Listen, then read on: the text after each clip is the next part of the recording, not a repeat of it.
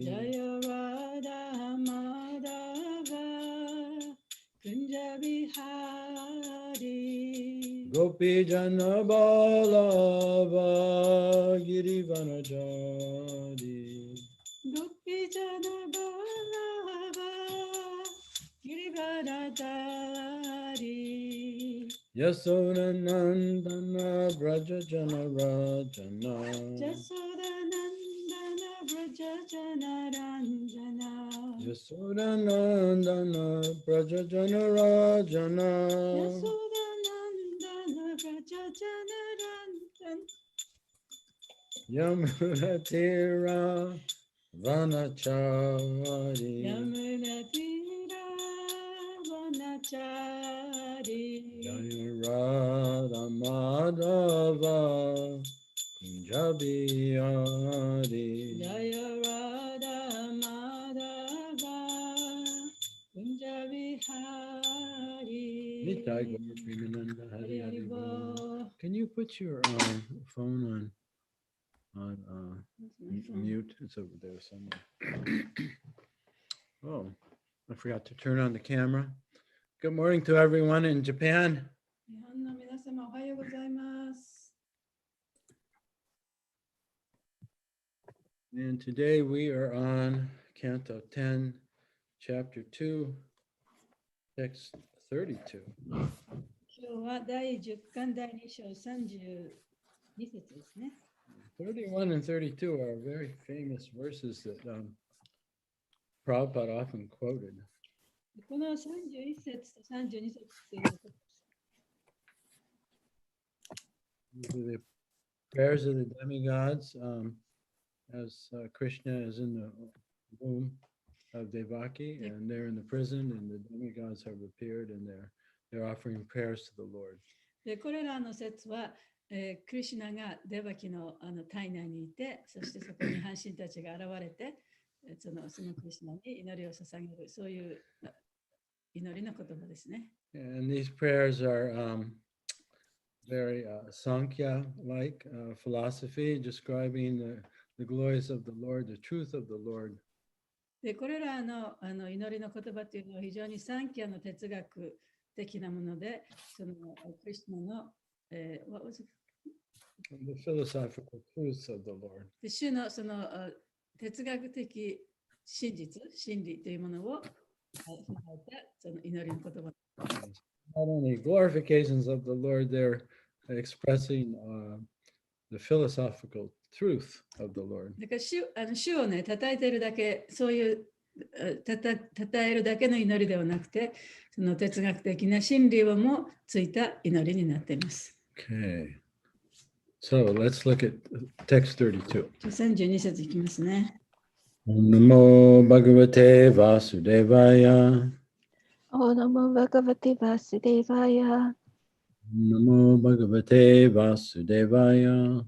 Om Namo Bhagavate Vasudevaya. Om Namo Bhagavate Vasudevaya. Om Namo Bhagavate Vasudevaya. Yen ye ravindaksha vimuktamaninas. Yen Yedari Daksha Vinuktamaninas. Tvayasta bhavad avashuddha buddhaya. Divyasa Astabhavad Avishuddha Buddhaya. Aruya Krichnena Paramparam Tata. Arushya Krishna Paramparam Tata. Patanjadon Dvita Yushmad Angrayaya. Patanti Ado Angaraya. Yenera Vindaksha Vimuktamaninas.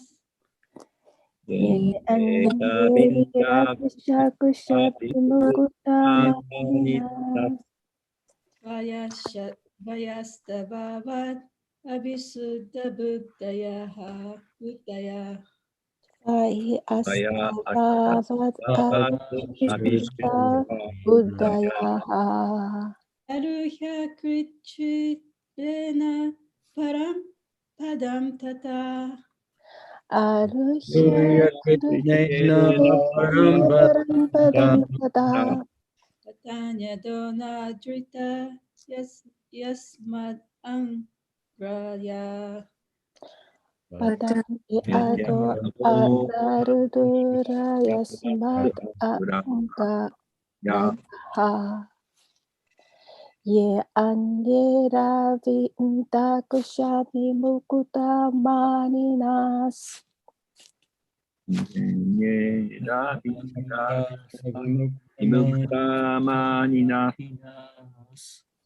Kivai Astabhavat Avishuddha Buddhaya. Vayashtabhavad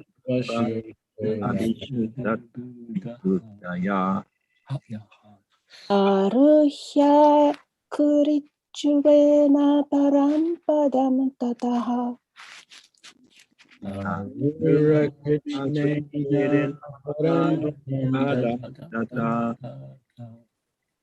Patanti Ado Anarutta Yasumat Angaraya.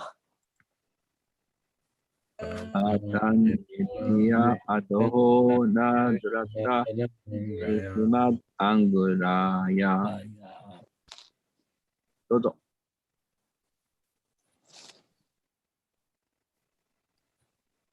ゲニェラビンダクシャビムクタマニナス。Ye Anye Ravi Dakashami Mukta Maninas. バイアスタババッツアビシュッタブッダヤ。 Vai Astavavat Avishuddha Buddhaya. アルヤクリチェレナパランパダンタタ。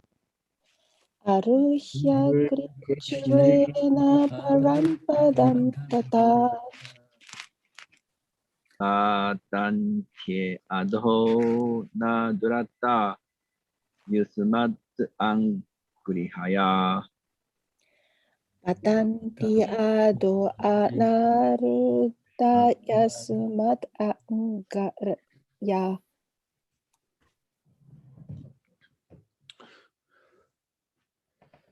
Okay, word for word. Yea, anye. Ye Anye. Anyone or all others. 誰かあるいは他のすべての人たちは Aravinda Aksha. アラビンダ・アクシャ Oh, lotus-eyed one. をハスの花の目をしているお方 Vimuktamanina. ビムクタマーニナ Falsely considering themselves free from the bondage of material contamination. 自身が物質的汚染の束縛から解放されていると誤って考えることは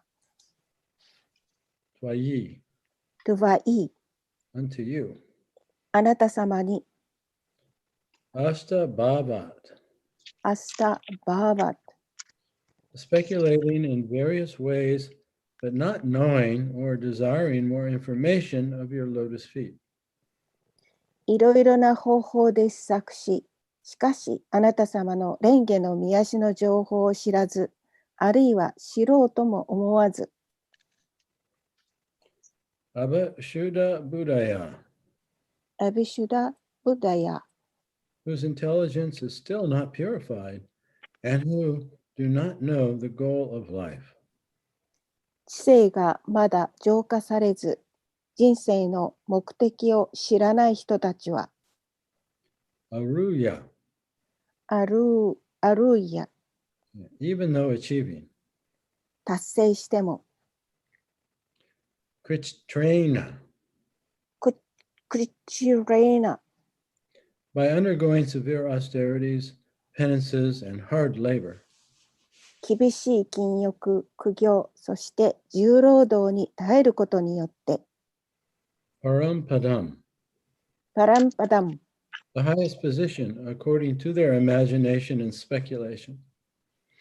彼らの創造と施策に従った最高の位置を Tata.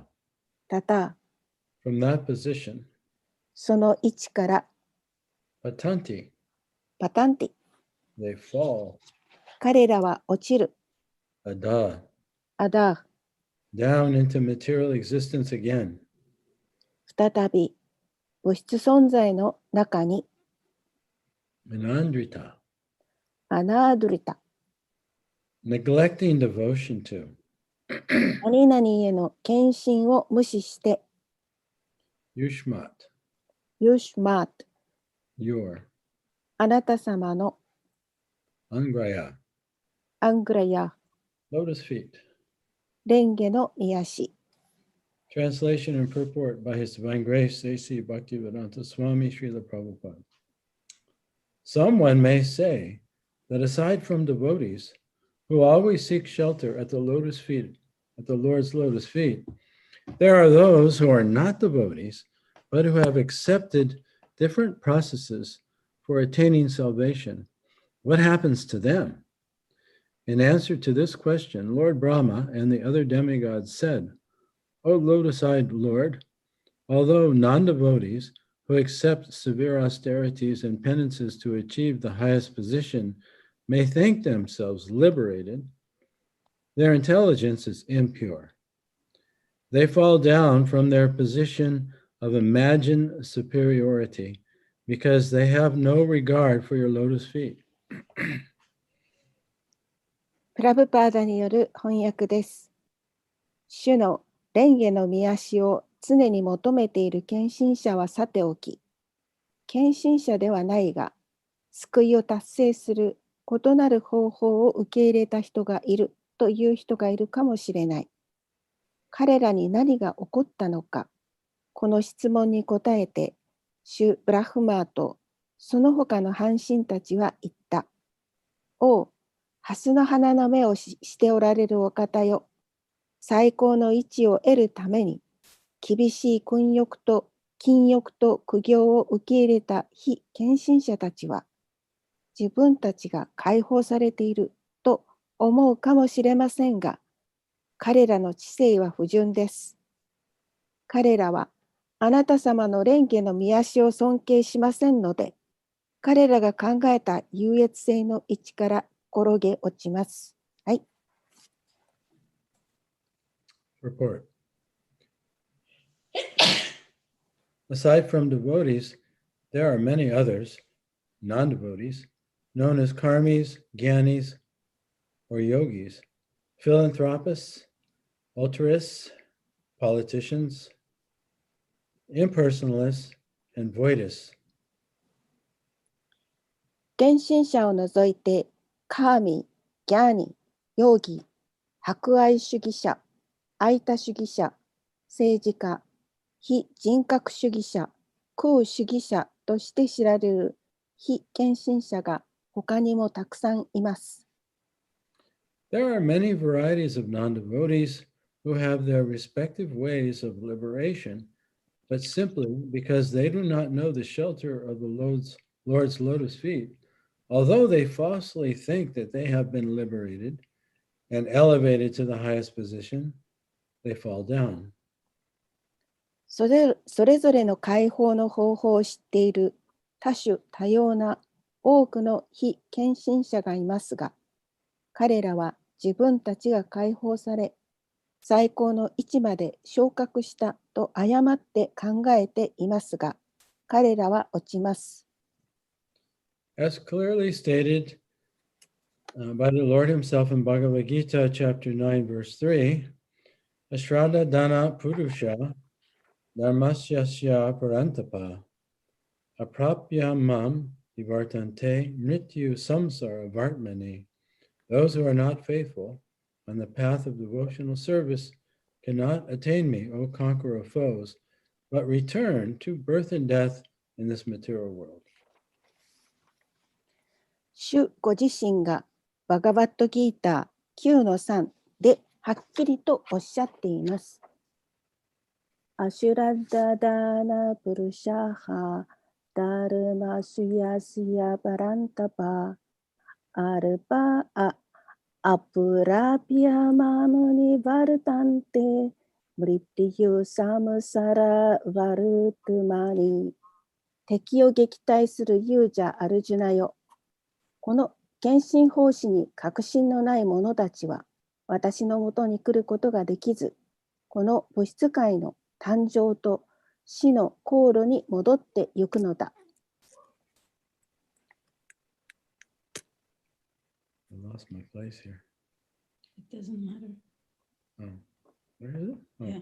It doesn't matter whether one is a karmi, jnani, yogi, philanthropist, politician, or whatever. If one has no love for the lotus feet of the Lord, he falls down. カーミ、ギャーニ、ヨギ、博愛主義者、政治家など何であろうと問題ではありません。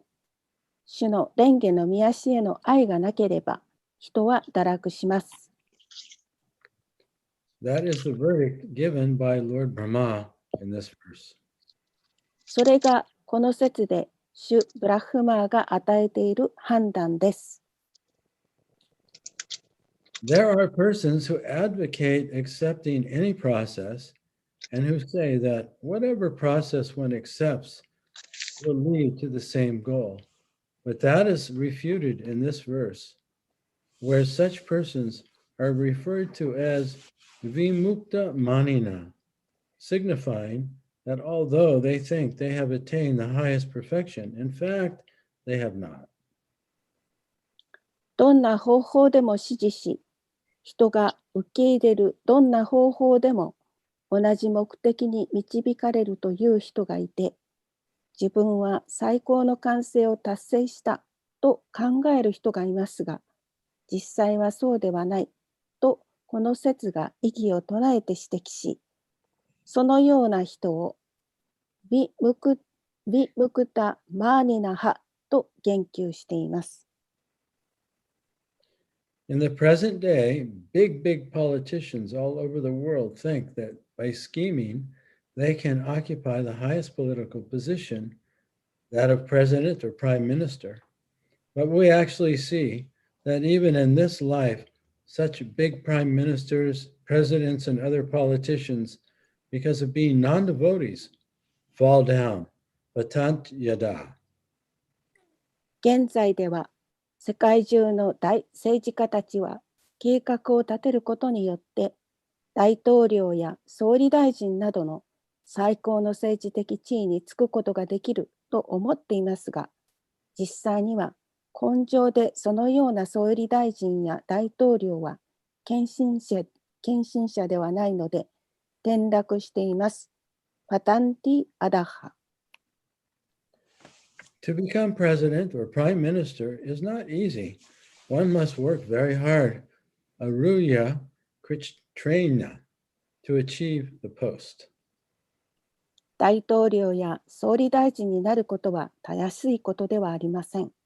人はその地位を達成するために非常に一生懸命働かなければなりません。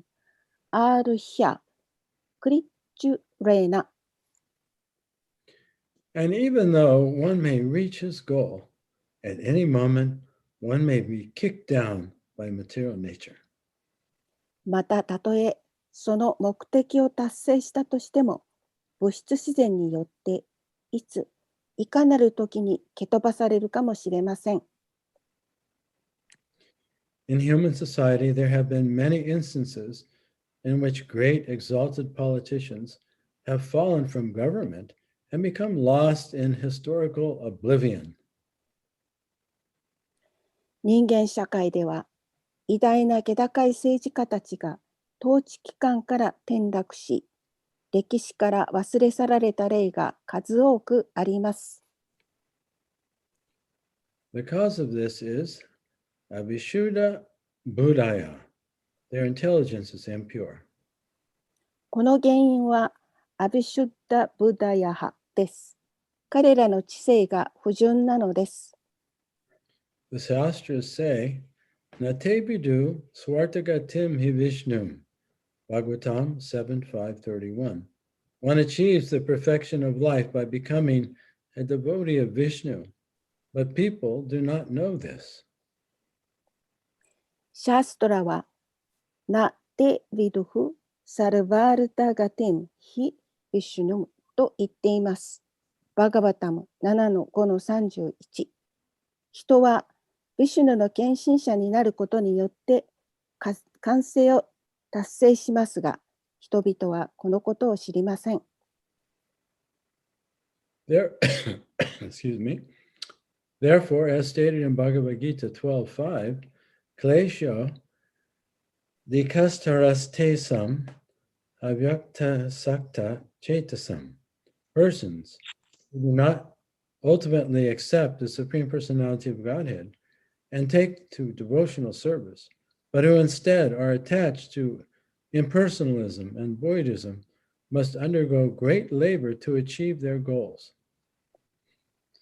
ですから、バガバットギーター 12-5 も、クレショアディカタラステーサムアビャクタサクタチェータサムと言っています。究極的に思考人格心を認めず、献身奉仕に依存せず、その代わり非人格主義や空主義に執着する人は、自分の目的を達成するために重労働に耐えなければなりません。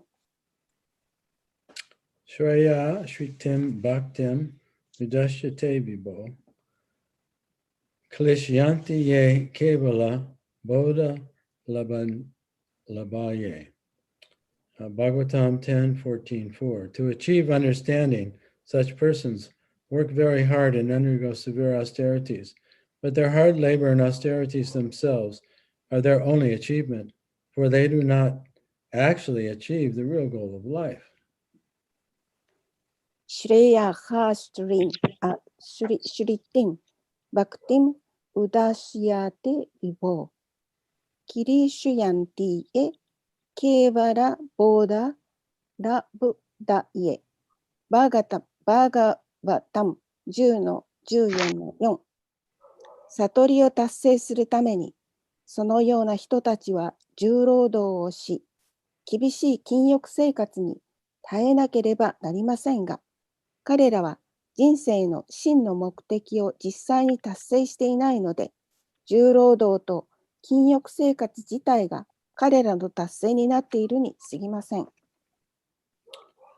Dhruva Maharaj at first wanted to achieve the greatest material kingdom and greater material possessions than his father.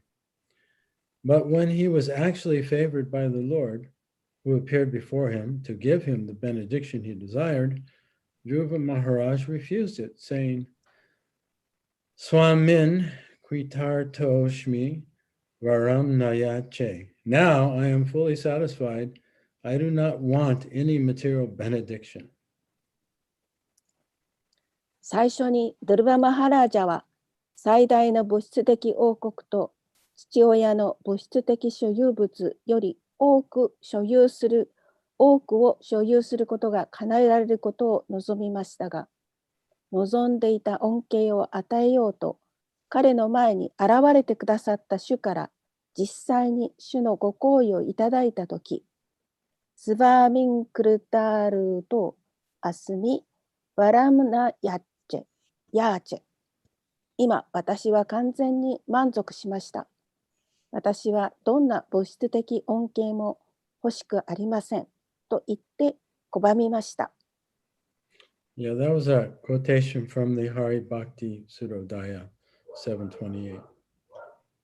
これはハリ・バクティ・スローダヤ 7-28 からの引用です。This is the perfection of life. Yam labdva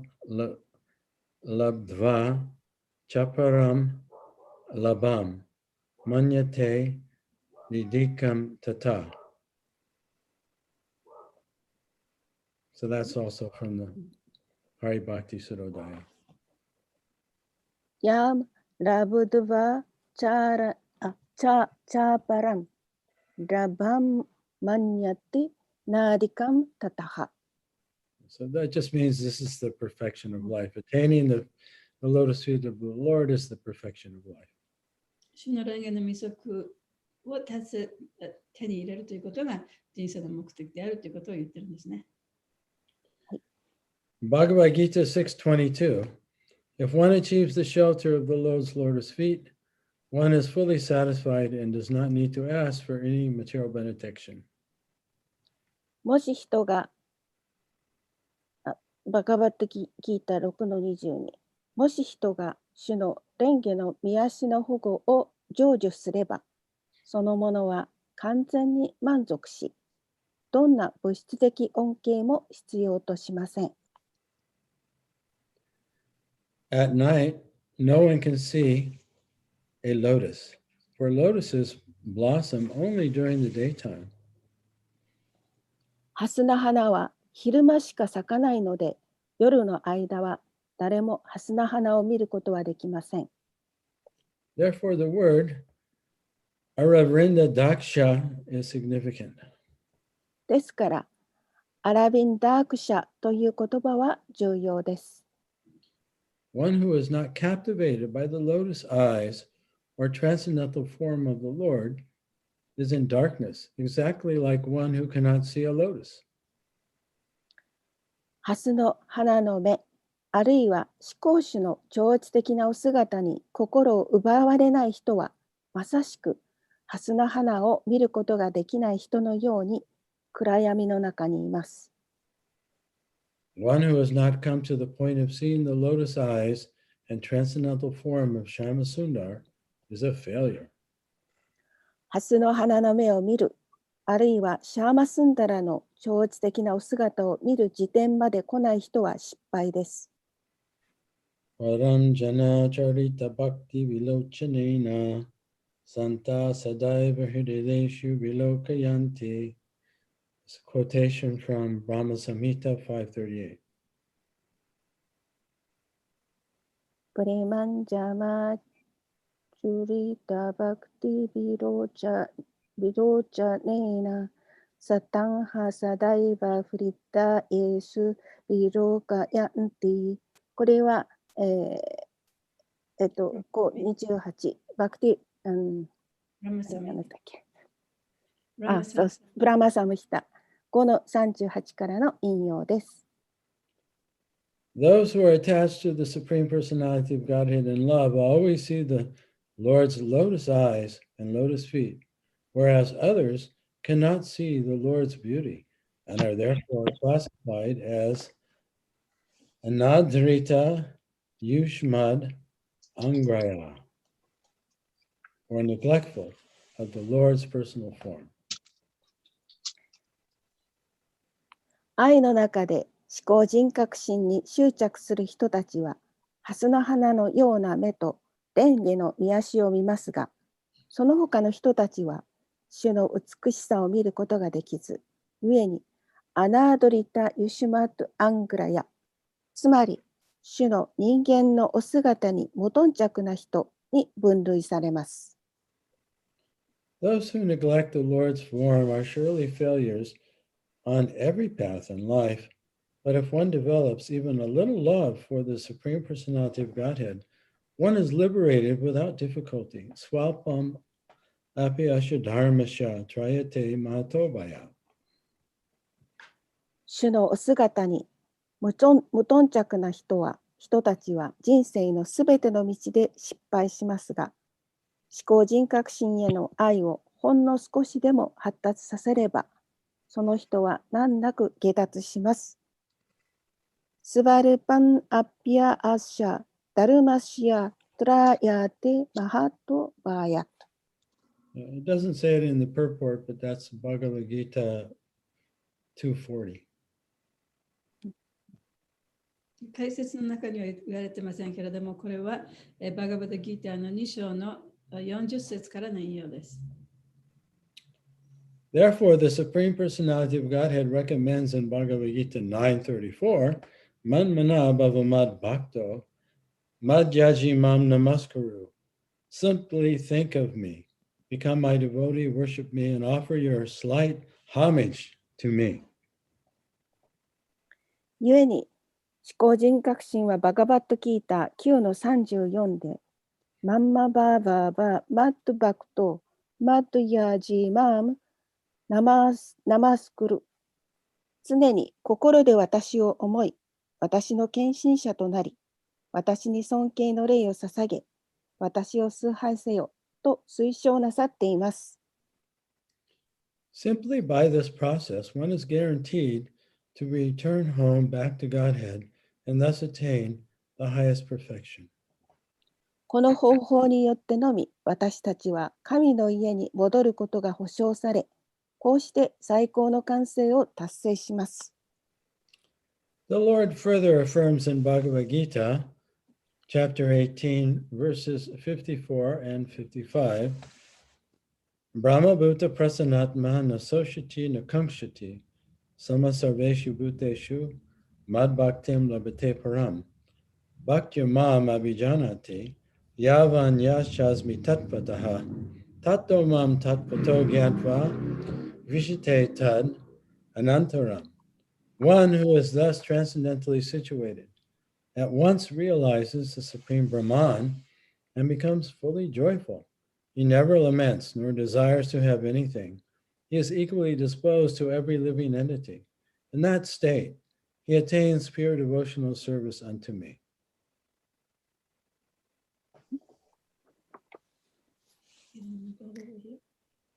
主はさらに、Oh, I'm sorry. Yeah, there's more. One can understand the Supreme Personality of Godhead as he is only by devotional service. And when one is in full consciousness of the Supreme Lord by such devotion, he can enter into the kingdom of God. 主はさらにバガバットギーター18、54、55で確証なさっています。ブラマブーターハプラサンナトマナソチャティナカクシャティサマハザレベシュブデシュマドバクティンラバティバラムバクティアママアビチャナティヤバンヤスチャミタットバタハタトマムタットバトギャトバビシャテタトアナンタラン。このように超越的な段階にあるものは即座に至上ブラフマンを悟り、完全なる喜びに包まれる。嘆くことも何かを求めることもなく、命あるすべてのものに平等である。この段階にあるものは、私への純粋な献身奉仕に到達する。ただ、献身奉仕によってのみ、私を思考人格心としてありのままに理解することができる。そのような献身的態度で私を十分に意識する者は神の王国に入ることができる。End of the purport. 解説終わります。Om Aganatha Gananjana Salakaya Chaksu Militam Yena Tasmain Shri Gurave Namah Namo Om Vishnu Padaya Krishna Prastaya Bhutale Shrimati Bhakti Vedanta Swami Namane Namaste Saraswati Deve Gauravani Pacharane Nirvishesha Samyavadi Paschatya Shatarane Jai Shri Krishna Chaitanya Prabhu Nityananda Shri Advaita Gadadhar Shiva Sadi Gaur Bhaktivinoda Hare Krishna Krishna Krishna Hare Hare Hare Rama Rama Rama Hare Hare Vanchakapa Tirubhyascha Kripa Sindhuve Vacha Patitanam Bhavanebhyo Vaishnavebhyo Namo Namah. So like I was mentioning before we began to read the verse, these two verses are especially famous among Gaudiya Vaishnavas. でこの説を読み始める前にも言いましたけれども、この2つの説は、ゴーディア・バイシナバの間でも非常に有名な説です。And so let's just read 31 and contrast 31 with 32. じゃあ31節をもう一回読んでみて、31節と32節をちょっと比べてみましょう。31, the demigods said, O Lord, who resembles the shining sun, you are always ready to fulfill the desires of your devotees, and therefore you are known as the desire tree, Vanchakalpataru. When acharyas completely take shelter under your lotus feet in order to cross the fierce ocean of nescience, they leave behind on earth the method by which they cross, and because you are very merciful to your devotees, you accept this method to help them. はい、読みます。はい、お願いします。31節。お主よ、輝く太陽のようなお方よ。あなた様は常にあなた様の献身者の希望を成就させる準備をしておられます。ですからあなた様は希望樹、バーンチャ・カルパタルとして知られていらっしゃいます。無知の荒々しい海を渡るために、アーチャリアたちはあなた様の蓮華の御足の保護を完全に受け入れ、自分たちが渡った方法を地球に残しています。あなた様は、あなた様の他の献身者たちにも非常に慈悲深いので、その者たちを救うために、この方法をお受け入れになります。はい。Yeah, so here the demigods are glorifying the Lord's mercy and his compassion. でここで阪神たちはその主の慈悲深い心をね、慈悲深い心と、そして同情する心っていうものを非常に称えています。He's called Vanchakalpataru. He's like a desire で tree. これはバンチャカルパタルっていう言葉で表されていて、望みの木という意味ですね。 And so those who surrender to the Lord で主にその身を委ねた人にとっては、by following the method of surrenders that the acharyas have exemplified in their life. でアチャリアたちがその彼らのその生きている間にね、私たちに示してくれたその方法というもの、 Yeah. So those そ who れ are に従うことによって、those who are acknowledging the Lord as supreme and surrendering to Him, で、those persons who acknowledge the Lord as supreme and surrender to Him, でその主をの最高司として認めている人たちっていうのは、主をちゃんと尊敬して、そして、最高司として受け入れています。 and they follow そ in し the て身を footsteps, 委ねています。 and they follow in the footsteps of great devotees who have surrendered. そして同じように主に身を委ねたその偉大なる献身者の足跡に従います。 The Lord accepts whatever method the acharya gives as pure devotion to Him. で、そのアチャーリアたちがくださったその方法というものは、それは主に対する純粋な献身として受け入れてくれます。 Yeah, so the Lord easily accepts the devotion of even such immature devotees, you could say. でたとえね、その未熟な献身者であったとしても、その献身の心というのを主はとても簡単に受け入れてくださるんですね。 And because of that, because of the Lord's acceptance of their service, they're able to cross over the ocean of material ignorance. そして主がその方法を受け入れてくれるがために、その物質界を乗り切ることができるわけですね。 And that's real liberation. でそれこそが本当の意味での解放です。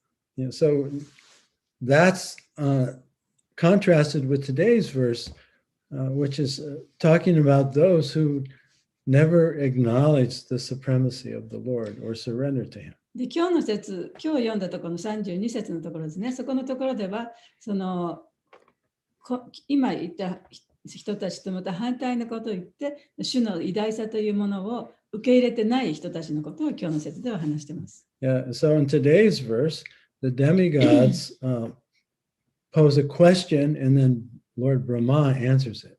で今日の説では、その半神たちが質問を発して、そしてシュブラマがそれに答えています。So the demigods are saying, aside from the devotees, there are many other human beings who work very hard to attain liberation or some goals. でそのディボティ以外にもね、阪神たちがこういうふうに言ってるんです。ディボーティ以外にも、その目的を達成するために一生懸命に働く、そういう努力するね、そういう人たちもいるんだと。Yeah, so there are many others who never seek shelter of the Lord's lotus feet. そして、主の蓮華の御足に保護を求める人たち、求めない人たちもたくさんいると。They're trying to attain salvation, で彼らもその解放を求めているんだ。but they don't accept the Lord's lotus feet. でも、主の蓮華の御足を受け入れることはしない。So the demigods ask, well, what happens to them? で、阪神たちはそういう人たちにとっては一体どうなるんですかっていう質問をしてるんですね。Because some of them do attain Brahman realization. でその中の何人かの人たちは、そのブラマンの悟りを得ることもあります。Yeah, they realize the spiritual light.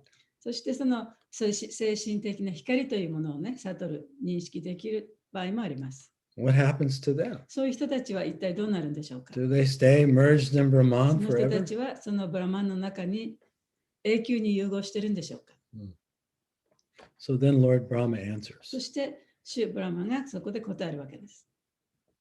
He said, those who are non-devotees, でディボーティーでない人たちというのは、they work very hard. They accept severe austerities. もうさまざまなその苦行をしてね、非常に一生懸命に頑張ってると。 Yeah, and to attain liberation, 解放を得るために。 right? They practice celibacy, でその禁欲生活を続け they て、 practice yoga, ヨガをやったり、 and they do severe penances sometimes. 非常にその苦しいね、厳格な禁欲生活を続けると。 Right? And they even imagine that they're liberated. そして自分は解放されたっていうふうに想像をもしている。 Right? They think they've become Narayan, 自分はもう奈良屋になったに違いないというふうに思い込んでいる。 and they see everyone else as Narayan. そして他の人たちもみんな奈良屋だっていうふうに、そういう目で見ることもできる。 But Lord Brahma says, Vimukta manina. They imagine that they're liberated, but actually they're not.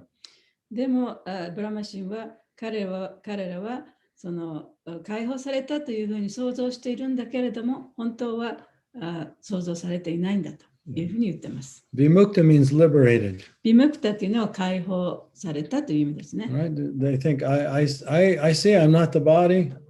で私はこの体ではないということも自分では分かる。 I see I'm just pure awareness. で私はその純粋な意識であるということも分かる。 Right? I don't care about money. I don't care about women. I don't care about politics.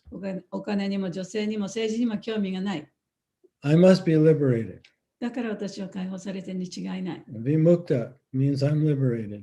ビムクタっていうのは私は解放されたという意味です。 But Vimukta manina, only in the mind. I'm imagining I'm liberated. でビムクタマニナというと、マインドの中でそういうふうに思っているということですね。だから解放されたと想像しているということになります。 And so Lord Brahma says, even though they think that they're liberated, they're not liberated because their intelligence is still impure. で、ブラマシンが言うのは、彼らはその自分を解放されたと思っているかもしれないけれども、本当は解放されていない。というのは彼らの知性が純粋でないからです。 That's another Sanskrit word that Prabhupada focused on in the purport. でそれはプラバパートがその焦点を当てたサンスクリット語の一つでもあります。 Avishuddha Buddhaya means whose intelligence is not purified and who do not know the goal of life. アビシューダ・ブッダヤというのは、その知性が純粋でなくて、whose goal is what? まだその They don't know the goal of life. 彼らはその人生の目的を知らないという意味です。It's in the word for word. Avishuddhaya. Avishuddhaya means unclean or impure. Buddhaya means intelligence. で、アビシューダヤというのはそのまだ浄化されてないということね。ブッダヤというのは Buddhaya means intelligence. She said Avishuddhaya yes. means impure. でアビシューダヤというのは浄化されていないという意味です。So even the word impure intelligence sounds very abstract. その浄化されていない知性っていうのもちょっと言葉としては抽象的ですね。Yeah, I mean, a lot of these impersonalists and politicians, they're very smart people. でその非人格主義者や政治家たちの多くはとてもその知性があるように見えますよね。In most cases, they're more intelligent than the average person. で大体の場合は普通の人よりはちょっとやっぱりその頭がいい人のように思います。Yet, intelligence means you have some logic, right? で、インテリジェンス、要するに知性っていうのはそのちゃんとしたこの理論があるということですよね。And so the easiest thing to understand, they don't understand. でも本当に理解するのに簡単なことが彼らにはわからない。And here's the argument that Prabhupada always puts. で、プラブパートがいつも私たちにその言っているその議論っていうのはこういうものなんですね。Where do you come from? あなたは一体どこから来たんでしょうか？ How did you get into this material condition of ignorance? この無知というね、この物質的な状態にどうやって落ち込んだんでしょうか？ Right? If you're God, もしあなたが神様であったならば、 and you've realized you're God, そして自分が神だということをちゃんと知っていたとしたならば、 and you've realized everybody else is God, そしてすべての他の者たち、他の生命体も神だということを認識していたならば、 then how is it possible that you could have ever forgotten it? なぜそれをね、忘れてしまうことなどできるでしょうか？ This is a very logical thing to ask. とってもその当然のことですよね。当然の質問ですよね。And the intelligent understanding is, well, then I must not be God. だから知性的に考えてみれば、じゃあ私はきっと神でないに違いないということになります。 There must be a power that's greater than で me. 私以上の力がね、きっと存在しているに違いないんだと。Otherwise, how did I forget I'm God? そうでなければなんで自分が神だということを忘れてしまったんでしょうか？ And really, that understanding is an intelligent understanding that is the foundation of surrender. その理解、その知性のある理解というのが、ファンデーションの場合、 Of surrendering to そ God. の神に身を委ねるということの一番の基本というか基盤になるんですね。 Right? I'm not independent, I'm dependent. 私は独立して存在しているんではないと。私は何かに頼って存在しているんだと。 So if you cannot understand that there's a higher power, だからより自分よりもより大きな力があるということが理解できなければ、 then this is called Abhishuddha Buddhaya. それがアビシューダヤ・ブダヤ。 Abhishuddha Buddhaya. アビシューダ・ブダヤ。 Yeah, that like material scientists, they're very intelligent. 物質的な科学者たちもとても頭がいい人たちですよね。 And they think that the creation is caused by a big bang. でも彼らはこの想像したものというのはその大きな爆発から起こったものだというふうに考えていま And す。 they put all kinds of energy into explaining how the big bang occurred. で、その大きな爆発が一体どういうふうに起こったのかということを説明するために大きな努力を払っています。 Well, actually, they don't explain how the big bang occurred. They explained what occurred after the big bang. 大体その大きな爆発がどのように起こったかということを説明しませんけれども、その爆発が起こってから一体どうなっていったのかということを説明しようとしているんですね。 But they don't ask the question, how did it occur or where did everything come from? で、その時に科学者たちは、じゃあなぜその大きな爆発が起こったのか、でその爆発が起こる材料となったそういったものは一体どこから来ているのかという質問はしないんですね。 Isn't that an intelligent question also? それらもまたその知性ある質問だとは思いませんか？ Yeah. So obviously there is some resistance the impersonalists and the scientists have towards accepting a higher power. ですからその非人格主義者たちもそうですし、科学者たちもそうですけれども、より自分よりも大きな力があるということを受け入れるということに対して、やっぱり躊躇している、反対しているというところがあるのだと思います。Right? There's actually a kind of envy or dislike of God. それは神に対する妬みかもしれないし、神のことを嫌だと思っている、そういう気持ちかもしれません。So that's the impurity in their intelligence. それこそが彼らの知性における不純というところなんですね。Yeah, so this verse is saying that even if one is a great impersonalist and he's able to realize Brahman and enter into Brahman, その偉大なる非人格者が一生懸命その苦行を積んで、非人格的ブラマンを悟って、そしてその悟り、その非人格ブラマンの中に自分を融合させることができたとしても、in the opinion of Lord Brahma, でブラマンの意見によると、ブラマン神の意見によると、patant ada. They fall down. They can't stay there. パタントアダー、彼らはその位置から下落しなければいけない。Because they're still adverse to accepting the Lord's supremacy. というのは、そういう人たちは、それでもなおかつ、主のその素晴らしさというものを受け入れることができないから。Yeah, so eventually they take birth again in the material world. そして、またその後々にはまたね、その物質的な生活の中に落ち込んでいかなきゃいけない。またその生を受けなければいけなくなるんですね。Yeah, so this is the scriptural verse that is often quoted by Vaishnavacharyas to make the point that even if one attains Brahman realization, if one hasn't accepted the lotus feet of the Lord and taken shelter, then ultimately they have no shelter. でたとえそのブラマンの悟りを開いたとしても、この主の蓮華の御足に身を委ねることがなければ、またその地位からその落ちてしまうということを説明するためのその、経典のね、説がこの説がよく使われる説なんですね。Yeah, so this is the verse that's always quoted. この説を非常に引用して、そういうことを説明しています。So the other thing I'll just point out briefly is that Prabhupada quotes a lot from the 9th chapter of Bhagavad Gita in this purport. で、プラバパートはその第9章の22。Prabhupada quotes from the 9th chapter of Bhagavad Gita in this.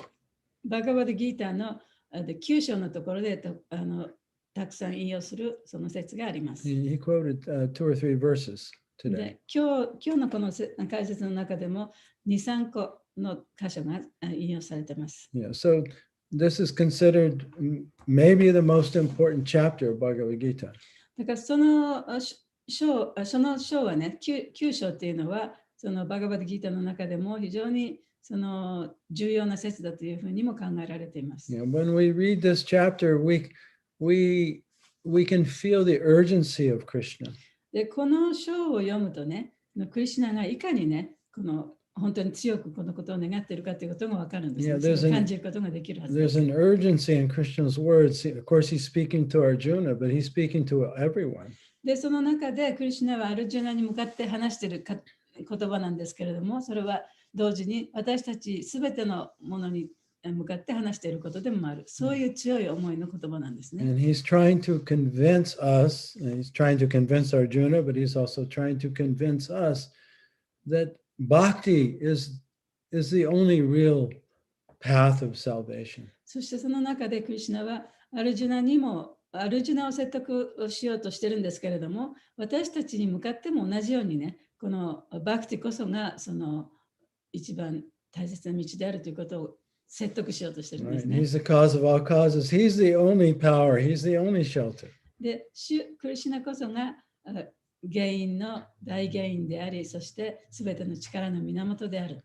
And it's only by surrender to him that one can overcome the influence of this material energy. だからこそ主に身を委ねることによってのみ、この物質世界の影響からね、影響を超えることができる。Yeah, so all through chapter 9, you can feel this urgency in Krishna's words. だから9章を通じてずっとね、その9章の中で、クリシュナがこれがいかに大切なことが、いかにこういうことをやらなきゃいけないかということを強調しているね、それを感じることができると思います。So I'm sure most of you have heard this story, but for those who haven't heard the story, I'll just tell it real briefly. で、まあ、大体の方はこのお話聞いたことがあると思いますけれども、聞いたことのない方のためにちょっとお話をします And ね。 this is a story we heard from Indradumna Swami. これはインドゥア・デューマ・スワミが話してくれたお話です。Yeah, and he tells the story of he was meeting he was in Italy and he met with the naval commander of the Italian Navy. で彼はそのイタリアの海軍の司令官と、まあ、会って話をしたんですね。And he was telling the admiral all about the glories of Srila Prabhupada. そしてその一番上の人にね、そのプラブパードがいかに素晴らしい人かということを話していました。And it just so happened at that time Prabhupada was in France. で、その時ちょうどプラブパードはフランスにいらっしゃったんですね。And so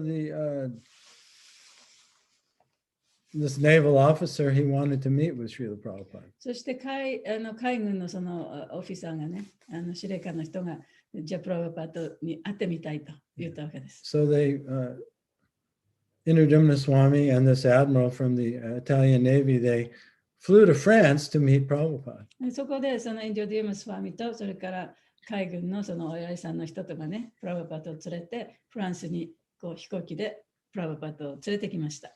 And this admiral was able to get darshan with Srila Prabhupada. そしてそのアドミラルというのは司令官、その人がプラブパードと会うことができたんですね。And so they were talking about Bhagavad Gita. そしてバガバドギータについて話をしていました。So the admiral asked Prabhupada, he said, I'm a very busy man. I don't have that much time to read. If I read Bhagavad Gita and I could just concentrate on one chapter, which chapter should I read? その司令官の人がプラブパードにね、私は非常にその忙しい人なんだと。だからそのバガバドギータ大きな本ですからみんな読めないけれども、私が一小節だけ読むと、一章だけ読むとしたら一体どの部分を読んだらいいですかって聞いたんですね。And Prabhupada told him, you should read chapter 9. で、プラブパードは、じゃあ第9章を読んでくださいと Because 言いました。in chapter 9, all the glories and the process of devotional service is clearly explained by Krishna. で、その9章の中では、クリシュナがそのはっきりとね、その敬愛奉仕の素晴らしさということについて話している章ですからね。So, in summary, verse 31 is explaining that the direct path of devotion to the Lord is the only real true path, and it's the only way to surrendering to the Lord is the only way to attain liberation. でまあ、要約すると、31節のところでは、そのクリシュナに身を委ねて献身奉仕をすることだけがね、たった一つのそのクリシュナに到達する道だというふうに言ってます。And if one follows in the footsteps of the acharyas that have already shown the way, そして、もうすでに私たちにその道を示してくださったアチャリアたちの足跡に従うことによって、then they can easily attain the shelter of the Lord, even if they're immature. たとえその人が未熟なものであったとしても、クリシュナのもとに到着することができる。And then the contrast with today's verse, that even if you're a very intelligent person, でそれに比較して今日の説は、たとえ非常にその頭のいい知性のある人であったとしても、right, but you neglect the lotus feet of the Lord. でも主の蓮華の御足を無視してしまえば、Even if you work very hard to attain your goals, たとえ自分の目的を達しようとしてもう一生懸命働いたとしても、努力したとして even も、 if you work hard to attain liberation, で解放を得るために一生懸命努力したとしても、 or you have some material goals like, becoming a great king or politician or president. あるいは王様になったり、偉大な政治家になったり、総理大臣になったりするように一生懸命働いたとしても、Because you haven't accepted the shelter of the Lord's lotus feet, you have no shelter. 主の蓮華の御足に身を委ねるということを受け入れていないために、Even if you realize Brahman. たとえブラマンを悟ったとしても、そこには保護がないと。Because our eternal position is servant of the Lord. というのは私たちの永遠に置かれた立場というのは主の召使いという立場であるから。And that's actually the only thing that will make us happy. でそれだけが私たちを本当の意味での幸せに導いてくれるものなんですね。So even if we attain Brahman realization, たとえブラマンの悟りの境地に達したとしても、it's not actually what will make us happy. それが私たちに幸せをもたらしてくれるとは限らない。Because our real happiness comes when we're serving the Lord. で本当の幸せというのは主に仕えることによってのみ得られることができます。In serving his parts. そして主の部分に使えるということですね。And as long as we're not in our eternal position, we'll, at a certain point, we'll feel dissatisfied. だからそういう本来の立場に自分がいなければ、いつかは必ずそこから落っこちてしまうんですね。And as soon as that dissatisfaction appears, again, we're in the material world. そしてその自分のその不満が少しでも出てくれば、またその物質界に落ちてしまうわけです。Until we finally surrender to the Lord. で、私たちが本当に主に身を委ねるまでね、落ちたり上がったりを繰り返さなきゃいけない。So this verse is Lord Brahma's opinion is that even if you attain Brahman realization, if you haven't admitted and accepted the Lord as supreme, you won't even be able to stay in the Brahman realized position. でたとえそのブラマンの悟りに達したとしても、主をその最高なものとして受け入れていなければ、そのブラマンの悟りから落っこちてしまうこともあるというのがブラマ神のその答えです。Right? Abhashuddha Buddhaya, your intelligence is still impure. アバシューダブダヤというのはその知性がまだ不純であるということですね。Right? You still don't like the Lord. で主のことをまだ好きになっていないということです。You haven't given that up. そういう気持ちをまだね、捨てきれないと。And therefore, they can't even understand the obvious question. だからこそ、もうその本当に明白な質問でもね、その答えることができないわけですね。If I'm God, then how did I forget? 私が神であったらなぜそれを忘れてしまったのか。Okay. So, any comments before we finish today or questions?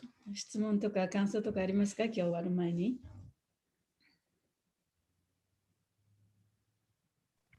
サチャデーバプラブありがとうございました。ありがとう。ありがとうございます。質問ですけど、そのブラフマンの悟りはブラフマンは永遠だ、非人格だとしても、そういう永遠性の悟りを得たとしても落ちてしまうっていうことをもうちょっと教えていただきたいんですよ。というのは、その永遠性を悟ったにもかかわらず落ちてしまうっていうところの、僕が聞くとちょっと矛盾に聞こえるんですけど、それをちょっと説明していただきたいんですけど。So, when you get the Brahman Speak realization, louder. when you get the Brahman realization, it's supposed to be eternal, right? Eternal realization or eternal platform you are going to be in, Brahman platform. But at the same time, this verse is saying, even though you are in there, you fall down at a certain point. So it's not eternal. So it seems like it's contradiction in there. Well, that's because there's assumptions that realization is eternal. それはブラマンのその悟りが永遠だというね、そういう、It's an assumption. そういうなんていうかな、そういうような思い込みがある。It's not the actual fact. でそれは本当の事実ではない。because the soul always has free will. というのは、魂というのは常に自由意志を持ってますよね。And so if you realize your Brahman nature, で、例えばそのブラフマンの質を悟ったとします。you can also forget it. それを忘れることもできるはず You です。 can still fall back under the influence of Maya. で、そしてマーヤの影響下に来てしまうこともある。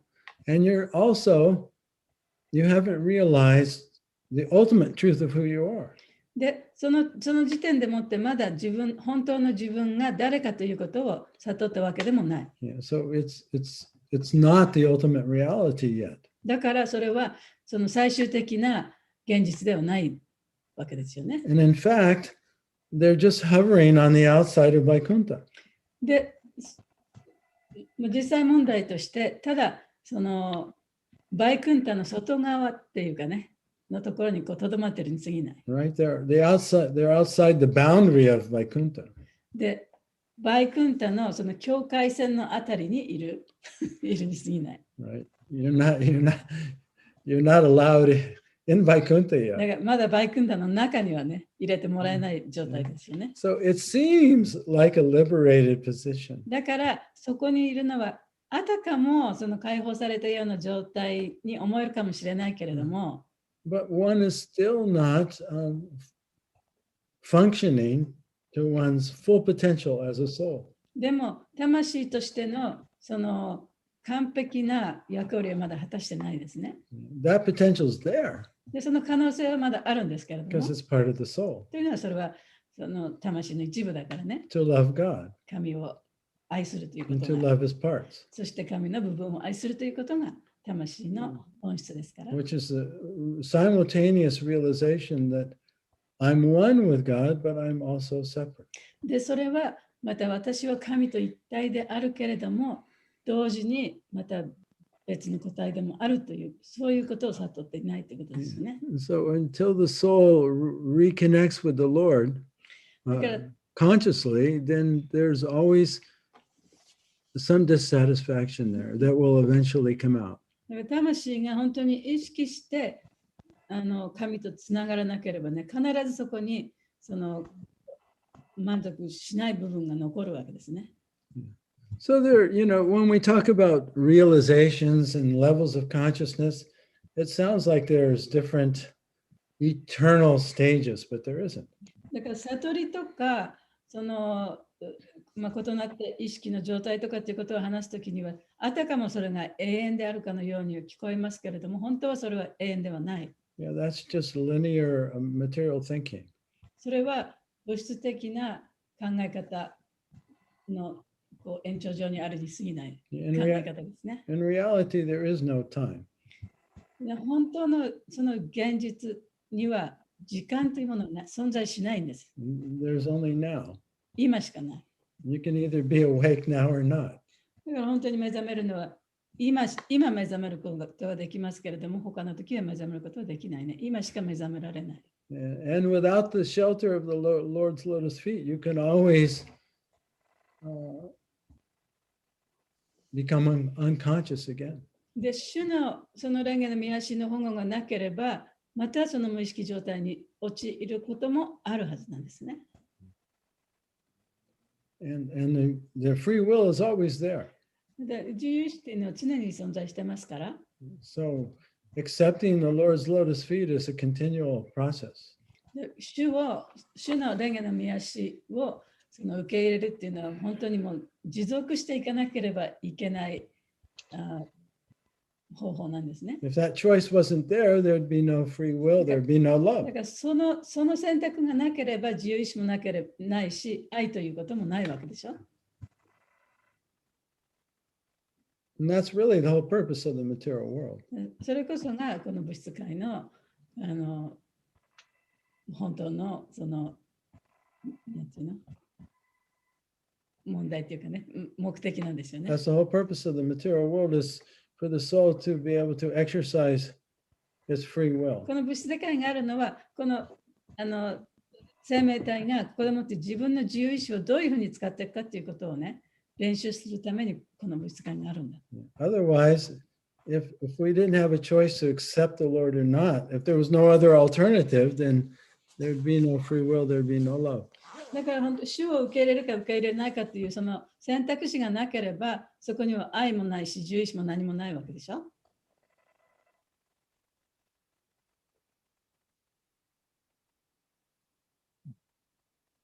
ありがとうございます。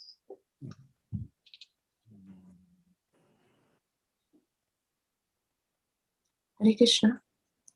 No Krishna. Hare Krishna, Guru Maharaj, Mahavina Mataji. Hare Krishna.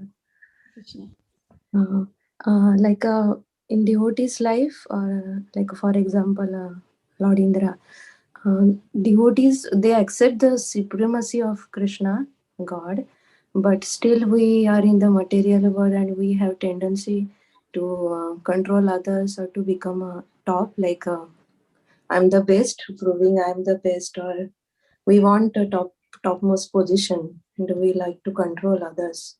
So please, can you explain about this, like how to? Well, even though devotees are what? So devotees are, even though you might be a devotee of the Lord like Lord Indra, right? で例えばね、そのインドラのように、まあ、主の献身者ですよね。献身者であるかもしれないけれども、But なお Lord, かつ、 Lord Linda still has personal ambitions, right? なおかつその個人的なその野心があるわけですよね。インドラ心がありましたよね。 Yeah. でその自分はトップに立ちたいというそういう野心がありましたね。Yeah, so he's a materialistic devotee. だからそういう意味では彼は物質的なディボーティーだったんで Yeah, すね。 and so third class devotees are called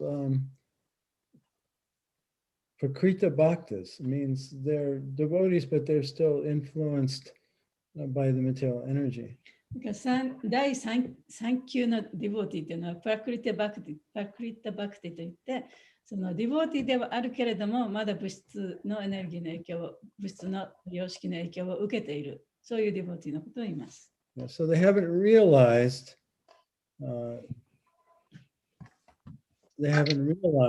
that they're an eternal servant of God and that everyone else is also. で、その自分は主の永遠なその召使いであると、あるいは主の他のものもね、他の部分も主の永遠な召使いであるということはまだ悟っていない。So they're in the process of realizing it. そしてそれを悟る過程にある人たちです。And so that, it's just like if you're in school. で例えばその学校にいるときに、You have to pass each grade. 時にはそれぞれの学年のね、テストを受けてパスしなきゃいけませんよね。Until you graduate. そして最終的にはそこを卒業するわけです。And in order to graduate, one has to be completely self-realized. で、その卒業するためには、その自分を完全に悟った場所まで来ないと卒業できない。And that realization is that I'm the eternal servant of the servant of で、そ the の悟り servant は、 of the Lord, and I'm completely happy being the eternal servant of the servant of the servant of the で、その servant of 悟 the りは Lord. 何かというと、私は主の召使いの召使いのそのまた召使いの召使いの召使いであるという悟りであって、その地位に自分がいることで満足できるという、そういう悟りですね。Yeah, so that's the position of someone, who still has material desires based on the false ego, is that they will continue to feel dissatisfied and suffer from fear and desire. で、ディボーティーだけれども、まだ物質的な望みが残っている人たち、そういう個人的な動機がある人たちが、その献身奉仕を続けていながらも、自分のエゴのためにね、そういうものが出てきたときに苦しむ、そういう状態にある人たちですね。Right? So a person who continually looks for satisfaction outside of themselves in their relationship with the Lord will always experience fear and dissatisfaction. だからこそ、その主との関係の中にある自分のその関係でもって満足できないで、自分の外側にいろんなものを満足を求めている人たちっていうのは必ずそこでもって苦しむわけですね。until they begin to look within. そして自分がちゃんと自分の心の中を見つめる時まで。And begin to discover their own light. そしてその中に自分の光を見つけることができるまで。That is coming from the supreme light, でその Krishna. 光というのは最高の光、クリシュナから来ているものだということが分かるまで。And then one will realize that the Lord is the source of my life. そしてそこでもって主こそが私の命の源なんだ。And then everything external to that becomes insignificant. そしてそれ以外の他の外側のことはあまり大切なことではないということが分かってくるんですね。And Prabhupada, alluded to this in today's purport when he was talking about Dhruva Maharaj.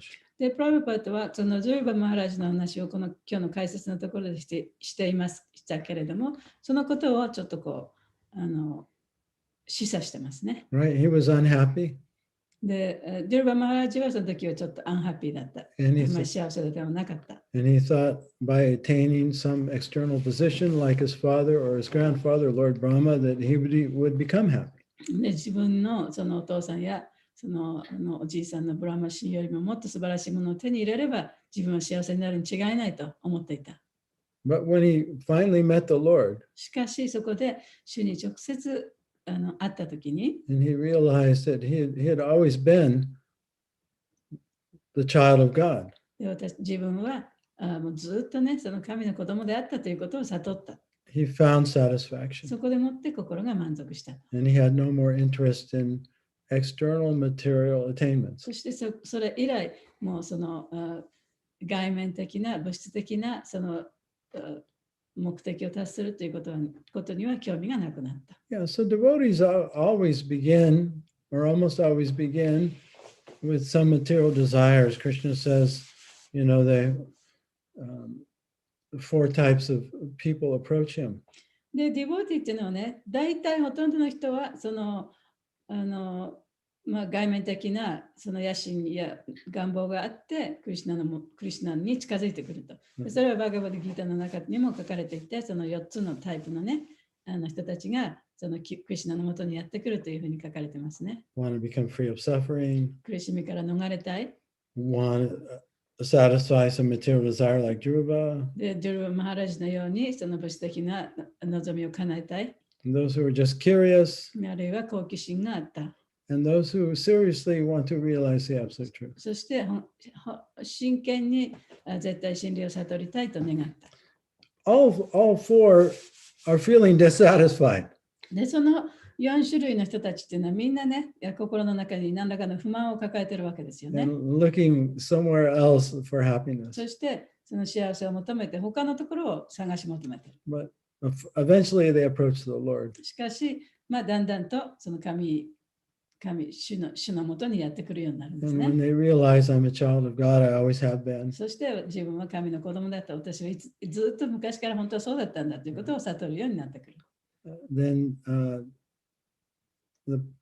the soul attains full satisfaction. そして初めて魂は完璧な満足を得ることができる。So that's a process of, going from a materialistic devotee to becoming a pure devotee. それこそがその物質的なディボーティーから純粋なディボーティーになるその道のりなんですね。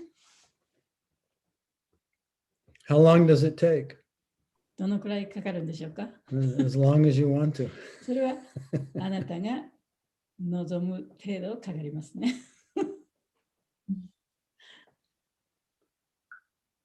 So, unless and until we give up the desire to become number one, it's not possible, right? We have to take this step. Yeah.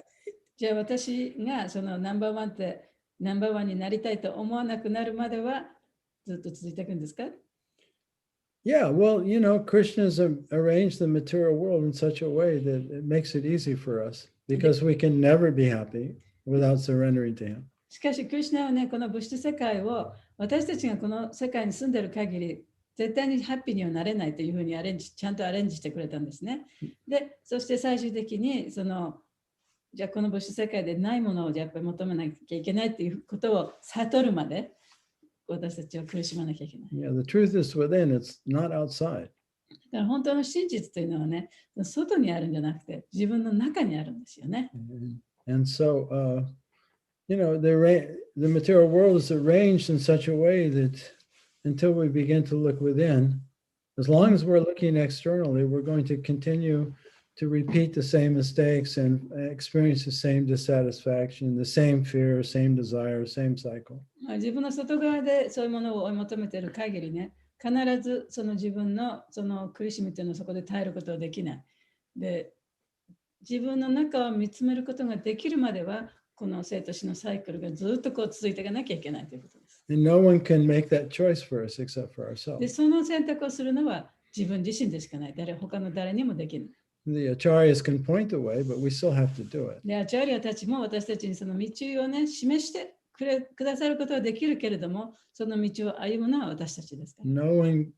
No one can decide for us where we place our attention. で、自分の心をどこに向けるかということを決めるのは自分であってね、他の誰が決めてくれることでもない。And that's the essence of what we are, is that we're just a point of consciousness. だからそれが私たちの真髄であってね、私たちっていうのは、その意識の点っていうかね、頂点というか。And only we can decide where we're going to place our conscious その energy. 頂点、その意識の頂点を一体どこに向けるかっていうのは自分自身しか決めることができない。はい、ありがとうございます。Krishna. This is like cinematic portrait photo. Everything else is like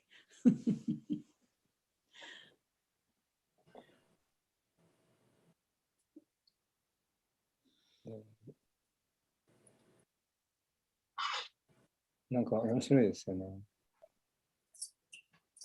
ブラフマブータで完全に幸せなのに、ブラフマなんだで幸せなのに、でも、献身奉仕でクリシュナに使えないと、本当には幸せになれないっていう。So it's interesting that if you're in Brahma Buddha, you know, you're happy actually. You're supposed to be happy, but unless you take a shelter of Krishna, you cannot completely be happy. So that's kind of interesting. だって、4人のクマーラとか、ね、シーカデーバゴーサーミーの、ね、アートマラーマ、ね、ブラフマンが悟ってたわけじゃないですか。うん。Sukadeva Goswami or four Kumaras also had a realization of Brahman. それでも、なんだろう、バクティに見せられて、献身奉仕を始めたっていう。Then nonetheless, they were attracted to bhakti and then started, bhakti yoga. They had no aversion to the Lord, though. でも彼らにはね、その主に対する反抗心がなかった。So when they contacted Bhakti, they immediately had a full realization. だからバクティとの接触があったらもうすぐにね、主に見せられてしまったね。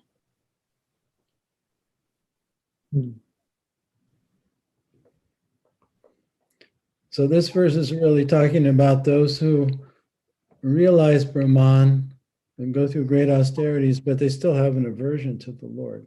でこの説が言ってるのは、その非常な大きな努力を重ねて苦行をしたりして、そのブラマンの境地に達したけれども、その神に対する嫌悪というかね、神はいない嫌だっていうようなね、そういう気持ちを持ってた人のことを今日の説では話してますね。だからハッピーじゃないんですよね、本当に。That's why they're not happy. でも、シューカデーバゴスワミなんかは、ハッピーだけど、でもそれ以上のハッピーにこう惹かれてったっていう。Goswami, he was happy, but he became even happier, right? Yeah, that's the Atmarama verse, right? That even Atmaramas, self-satisfied, are attracted to Krishna. それがアトマラーマの説であってね、アトマラーマたちはその自分の中で本当にハッピーであるけれども、they become what? Attracted to Krishna. でもそういう人たちでもクリシュナにこう惹かれるようになってきた。なってくる。それがアトマラーマバースに書かれていることね。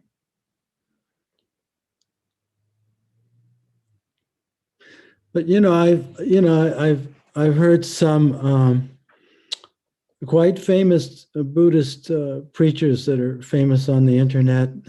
Mostly they're Westerners. They have lots of followers. でインターネット上でね、とても有名な仏教のお坊さんのことを読んだことがありますけど、And some of them are women.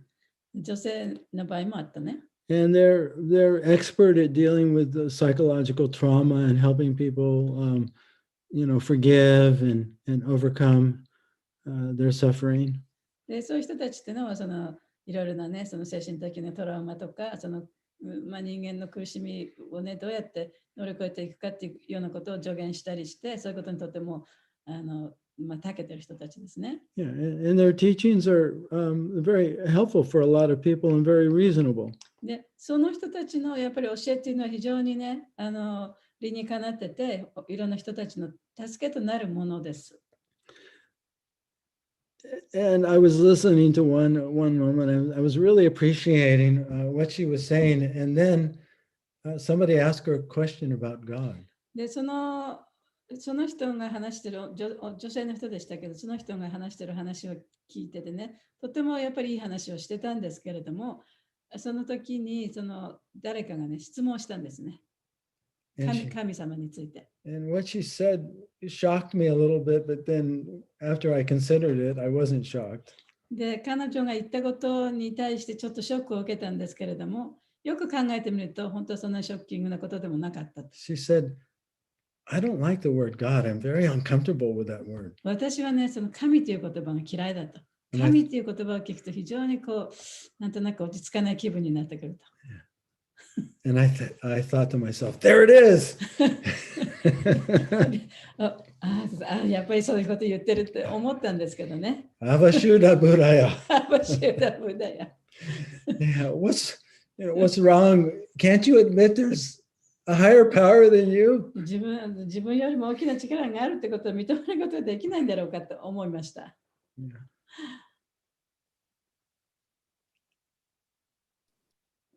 例えば僕、昔ね、浅草の浅草寺の前のとこで、昔なんですけど、本配ってて出会った、ロサンゼルスかなに住んでる、結構もうおじいちゃんの、すごい可愛い仏教のお坊さんで、すごくちょっとフェミニンで、私もお釈迦様大好きなんですよって言って、すごい大好きだって言うんですよ。それでなんかすごいピュアベジタリアンで、なんか一緒に寝てるって言ってましたよ。すごいなんかこの人ディボーティーなんじゃないかな。すごくディボーティーな、すごい謙虚で、すごいなんかフェミニンで輝いてて、すごいなんか魅力的なお坊さんに出会ったの。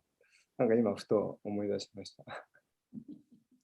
And I'm not saying all Buddhists are, impersonalists and don't have some, understanding of higher power and, surrendering to the Supreme. もちろんね、そのすべてのお坊さん、仏教のお坊さんがね、その非人格的であって、その神の人格性を認めてないわけではない、その神の素晴らしさというかね、その思考性というものを認めてないわけではないですけれども。But there are those who definitely have an aversion towards で God. も神に対するそういう反抗心を持っている人もたくさんいるね。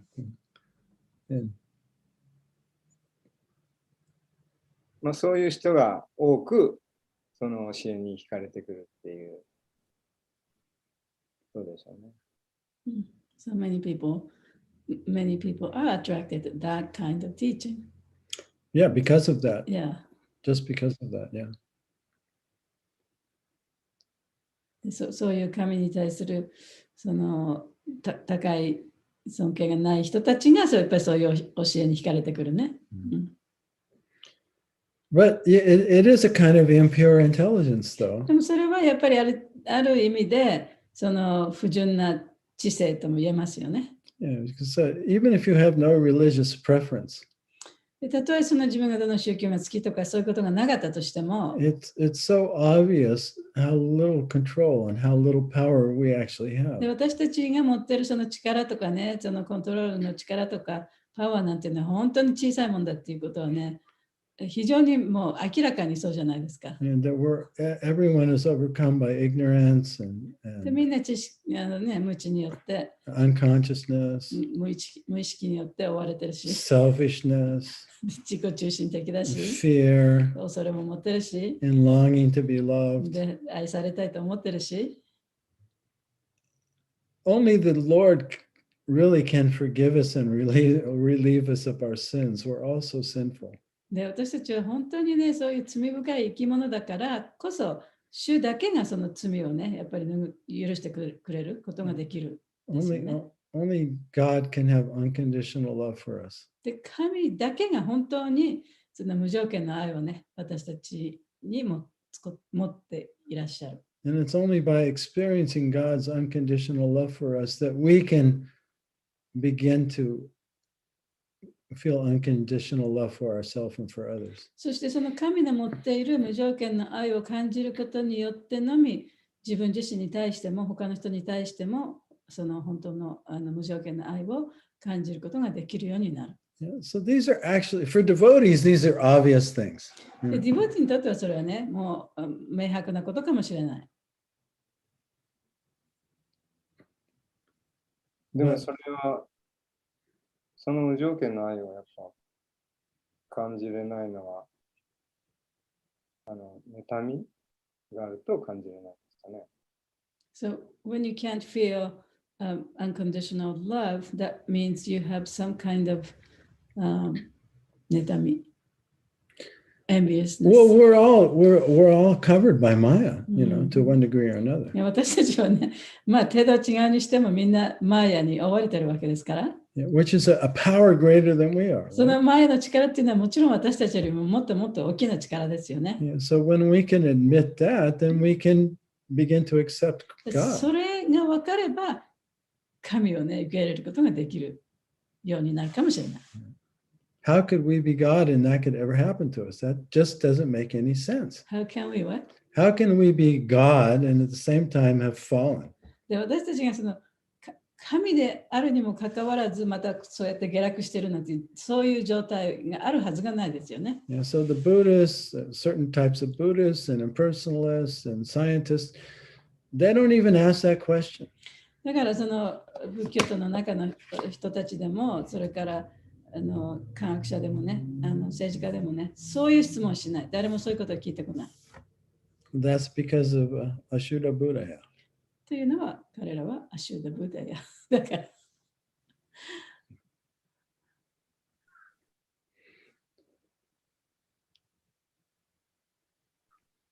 But contact with bhakti gradually breaks that down.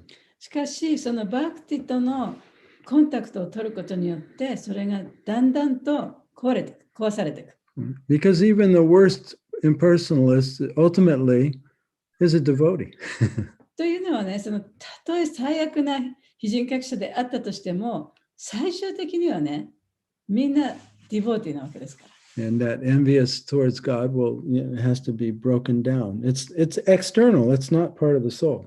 だから神に対する妬みもね、やがては壊されていくんですね。というのは、その非人格的な考え方とかそういうものを持っているのは外面的なものであって、魂そのものの質ではないから。魂が持ってるわけではないから。Just covered over. ただそれが覆われてしまっているだけであってね。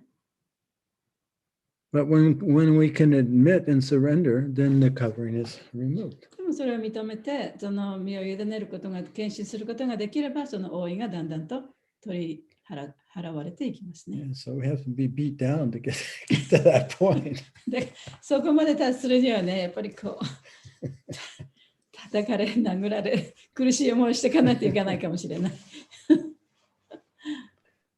痛みという名のグルですね。Yes.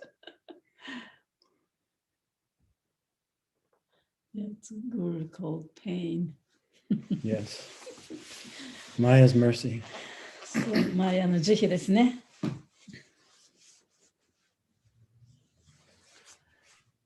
ありがとうございます。ありがとうございます。そうですね、時間かかった。時間かかったよ。Okay, all glories to Prabhupada. See you next week. はい、お願いします。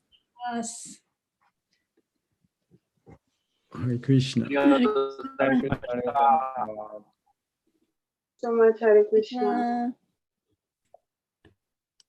マグラさん、ありがとうございました。いい